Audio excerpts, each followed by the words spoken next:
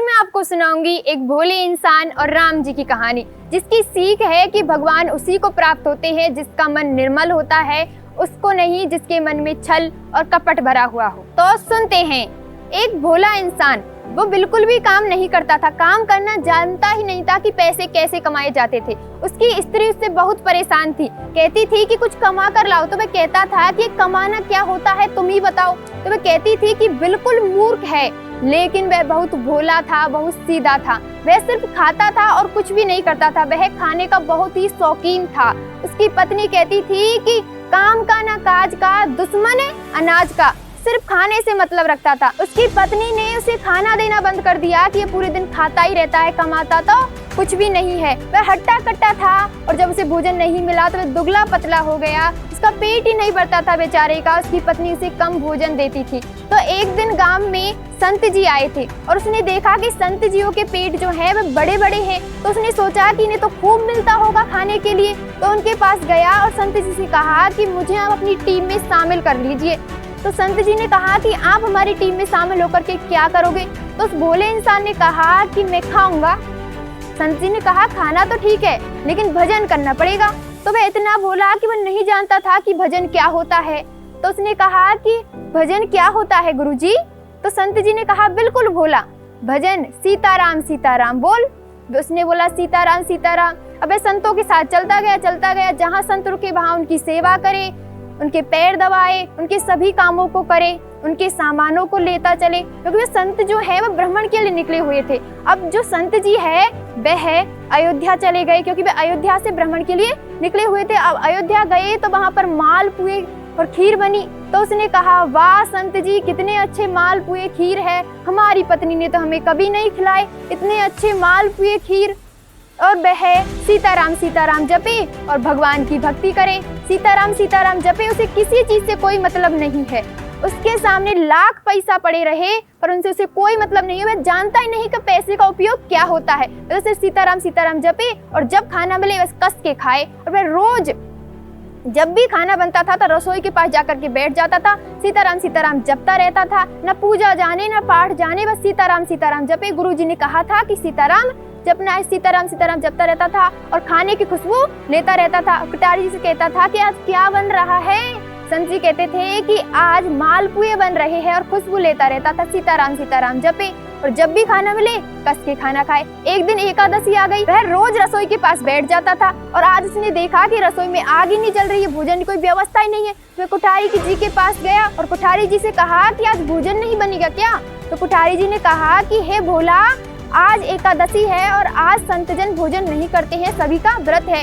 तो वह इतना भोला, वह व्रत का मतलब ही नहीं जानता था। उसने कहा कुठारी जी ये व्रत क्या होता है? तो कुठारी जी ने कहा कुछ भी नहीं, खाने का मतलब व्रत होता है सीधी भाषा में।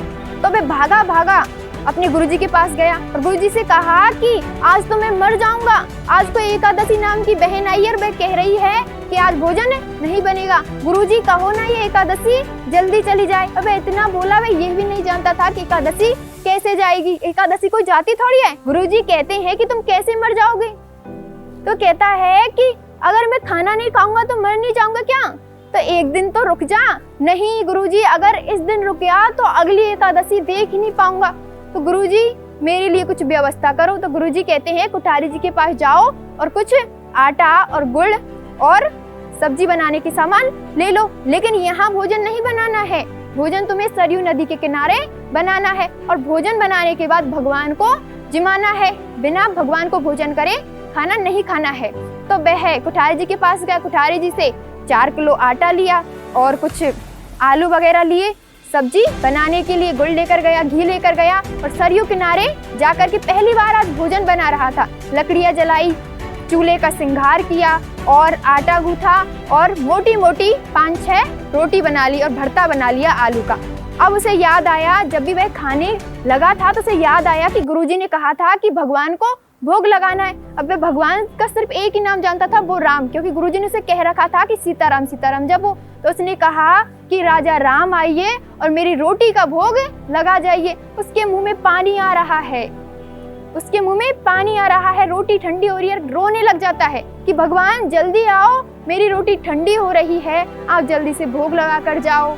और वह कहता है कि आप इसलिए नहीं आ रहे हो क्योंकि आपको रोज मंदिर में अच्छा अच्छा खाने को मिल जाता है। तो सुनो भगवान, आज मंदिर में आपको कुछ भी नहीं मिलेगा। वहाँ पर आज एकादशी नाम की कोई बहन आई है और कोठारी जी कह रहे हैं कि आज भोजन नहीं बनेगा तो आप भूखे रह जाओगे, वहाँ पर कुछ भी नहीं मिलेगा। तो इसलिए यहाँ आइए और मेरी सूखी रोटी खाइए। तो मेरे पास तो आपको जल जो आचरण कराते हैं, गुरुजी तो आचमनी घुमाते थे और आपको आचरण करा देते थे। मेरे पास तो आचमन यानी पानी पिलाने के लिए कोई वस्तु नहीं है, कोई पात्र नहीं है, तो आपको सूखी रोटी खानी पड़ेगी और पानी सरयू नदी में पीना पड़ेगा। रोने लग जाता है कि भगवान जल्दी आओ, रोटी ठंडी हो रही है, भरता भी ठंडा हो रहा है। तो भगवान उसकी इस सरलता पर रीझ जाते हैं और भगवान जीवने के लिए आ जाते हैं। भगवान अकेले नहीं आते हैं, भगवान के साथ आती है सीता माता।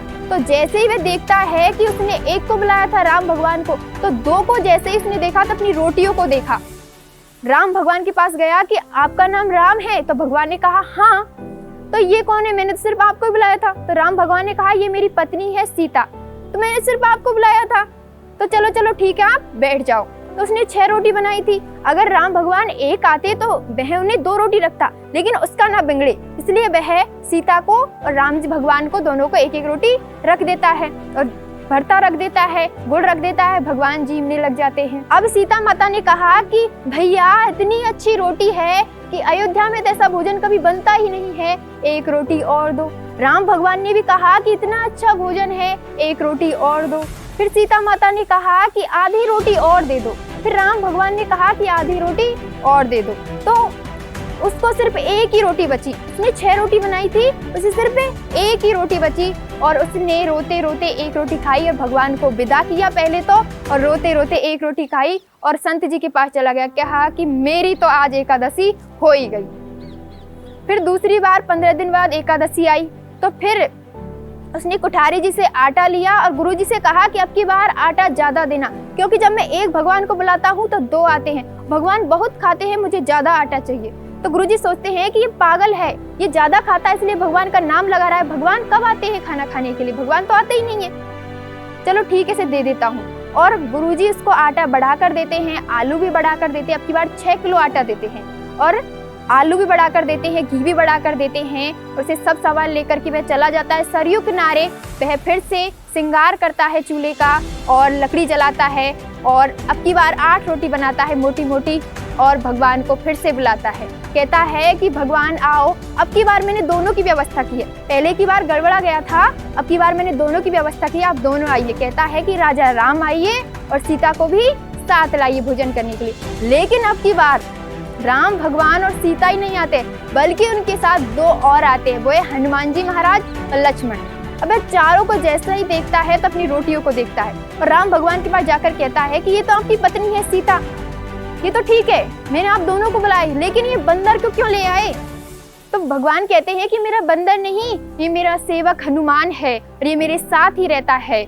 लेकिन हम जब गए थे तो हमने सबको तुम्हारी रोटियों के बारे में जो तारीफ की, तुम्हारे भोजन के बारे में, तो सबके मुंह में पानी आ गया। लेकिन ये 2 हैं लक्ष्मण और हनुमान, ये तो माने ही नहीं, इन्होंने जिद की कि हमें तो वही भोजन करना है, तो इन्हें लाना पड़ा। तो कहता है आ गए हैं तो अब ठीक है। वह 4 पत्तल लगाता है। अब राम को और सीता माता को तो वह 2-2 रोटी रखता है, लेकिन लक्ष्मण और हनुमान जी को 1-1 रोटी रखता है और वह जीवने लग जाते हैं। हनुमान जी कह रहे हैं वाह भगवान, इतना अच्छा भोजन है, 1 रोटी और दो। लक्ष्मण जी भी कहते हैं इतना अच्छा भोजन है, 1 रोटी और दो। सीता माता भी कहती है इतना अच्छा भोजन है, 1 रोटी और दो। अब फिर उसको 1 ही रोटी बची। अब वह भगवान को विदा कर देता है और रोते रोते फिर 1 रोटी खाता है। अब वह गुरुजी के पास जाता है, कहता है कि मेरी तो एकादशी हो ही गई। अब फिर 15 दिन बाद एकादशी आती है तो गुरुजी से कहता है अब की बार आटा बढ़ा कर देना, क्योंकि मैंने पहली बार जब 1 भगवान को बुलाया तो 2 आए, दूसरी बार 2 को बुलाया ईमानदारी से तो 4 आए, तो इसलिए अब की बार मुझे आटा बढ़ा कर देना। तो मुझे 20 किलो आटा चाहिए। गुरुजी कहते इतना आटे का तू भोजन खा जाएगा क्या? तो वह भोला इंसान कहता है कि आप क्या बात कर रहे हो, मैं तो कुछ खाता ही नहीं, तुम्हारे भगवान ही सब कुछ खा जाते हैं, मुझे आटा बढ़ा कर दो। तो गुरुजी सोचते हैं अब की बार मुझे इसके पीछे जाकर के देखना चाहिए कि आखिर ये इतने सारे आटे का करता क्या है। वह 20 किलो आटा लेकर गया, आलू भी बढ़ा कर लेकर गया, घी लेकर गया, गुड़ लेकर गया और फिर वह भगवान को बुलाता है। अब उसने भोजन नहीं बनाया, वह चतुराई करता है। अब वह भोजन बनाने लगता है तो उसके मन में आता है कि मैं पहले भगवान को बुलाऊं, उसके बाद देख लेता हूँ कि एक बार पहली बार जब मैंने एक को बुलाया तो 2 आए, दूसरी बार मैंने ईमानदारी से 2 को बुलाया तो 4 आए, क्या पता अब की बार कितनी आए, तो पहले ही बुला लेता हूँ।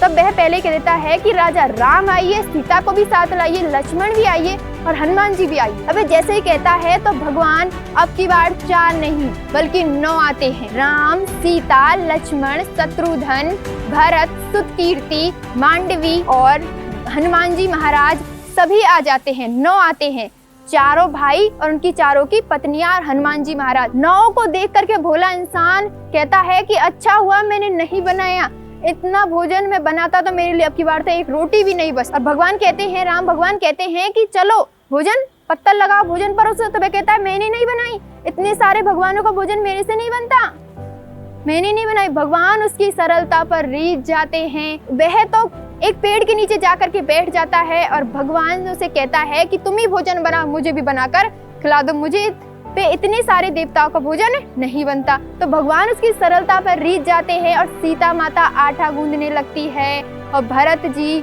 लकड़ी लाने लगते हैं और हनुमान जी जल भरने लगते हैं। सभी अपने अपने कामों में लग जाते हैं। जानकी माता, सीता माता भोजन बना रही है, उसकी खुशबू स्वर्ग लोक तक चली जाती है, सभी देवता आ जाते हैं। अब वह भोला इंसान सोचता है कि 20 किलो आटे की रोटी कुछ ज्यादा बन गई तो मैं एक मुझे मिल जाती, ऊपर ये देवताओं और संतों की भीड़ देख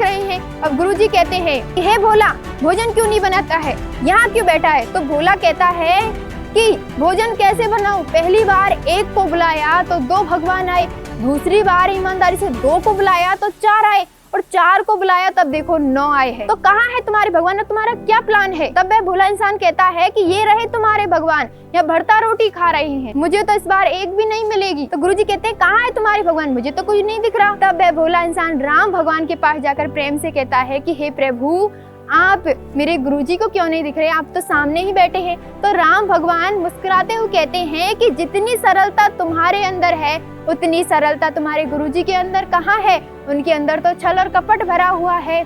तुम्हारे अंदर जितनी सरलता है उतनी गुरुजी के अंदर नहीं है। तब वह कहता है कि हे प्रभु, आप हमारे गुरुजी को भी दर्शन दे दीजिए।